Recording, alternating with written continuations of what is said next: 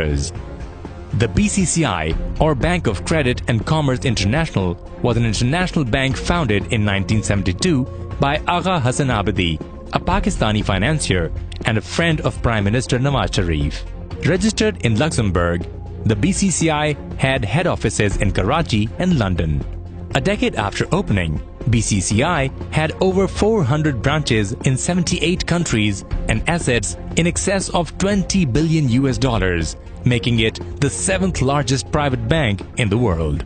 In the 1980s, the BCCI came under the scrutiny of financial regulators and intelligence agencies worldwide, and investigations revealed that the bank was involved in massive money laundering and financial crimes. On 5th July 1991, regulators around the world raided and locked down the BCCI bank branches. In 1993, authors Jonathan Beatty and S.C. Gwynn investigated the BCCI saga and published a book titled The Outlaw Bank, a wild ride into the secret heart of BCCI. The book detailed the illegal activities and subsequent collapse of the BCCI, one of the greatest global financial scandals of all times. On page 283, the investigative book reveals the BCCI bank soon found ways to profit from Bhutto's determination to create a socialist economy. BCCI quickly became a main conduit of capital flight, ushering hundreds of millions of dollars out of Pakistan as the affluent class, the industrialists and entrepreneurs sought safer havens for their money. BCCI, with new offices on Leadenhall Street in London as well as in Abu Dhabi, was also able to help influential Pakistanis who wanted to go into business abroad after having their enterprises seized by Bhutto. One such was Nawaz Sharif, the current Prime Minister of Pakistan, whose family's holdings, including a steel plant, were seized by Bhutto. The Sharifs relocated the plant in the Emirate of Dubai, where Abadi loaned them startup money. When the foundry later became unprofitable, the bank found someone to buy them out and forgave the balance of the original $2 million loan. While the Panama Papers make no mention of the Sharif family dealings with the notorious BCCI, yet investigations into the bank's failure do answer a key question. The BCCI bank appears to be one of the many tools used by the Sharifs to transfer money and build businesses and assets abroad. Yet, to be the Prime Minister of Pakistan and be listed for corruption, embezzlement and money laundering by esteemed global financial institutions like the World Bank and the UNODC is even more embarrassing. The Stolen Asset Recovery Initiative (STAR) is a global partnership between the World Bank and the United Nations Office on Drugs and Crime (UNODC) that supports international efforts to end safe havens for corrupt funds worldwide. For many years, the World Bank's Stolen Asset Recovery Initiative has listed Prime Minister Nawaz Sharif for embezzlement and money laundering dating back to 1990 under Article 17 and Article 23 of the United Nations Convention Against Corruption (UNCAC). The corporate vehicles used for the alleged crimes are listed as Nescol, Nielsen, Shamrock and Chandron Jersey Private Limited. For many years, the global media too has been reporting on the corruption and money laundering by the Sharif family.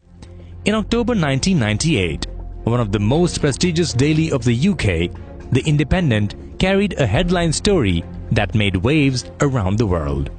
According to the Daily Independent, a British family had become embroiled in the scandal surrounding the Prime Minister of Pakistan, Nawaz Sharif, over multi-million-pound corruption allegations. Inquiries by The Independent established that bank accounts containing £5 million were set up in the names of 3 members of the family from Ilford, Essex.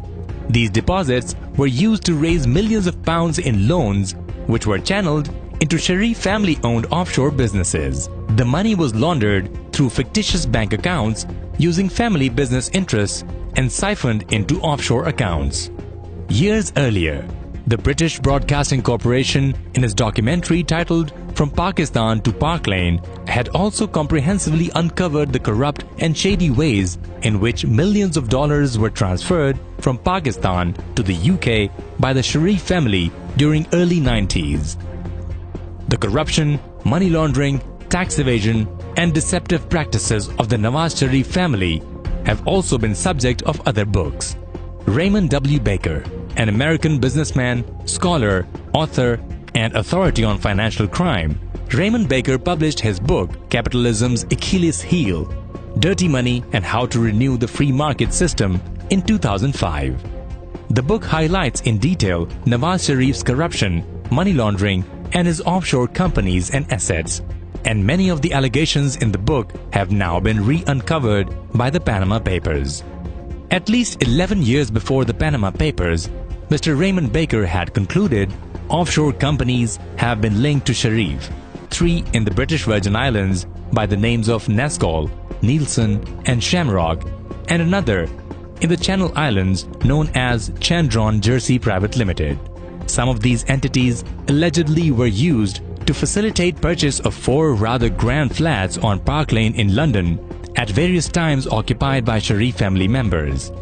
Reportedly, bank transfers were made to Banque Paribas en Suisse, which then instructed Sharif's offshore companies Nescol and Nelson to purchase the 4 luxury suites. During Sharif's second term, at least $160 million pocketed from a contract to build a highway from Lahore, his hometown, to Islamabad, the nation's capital.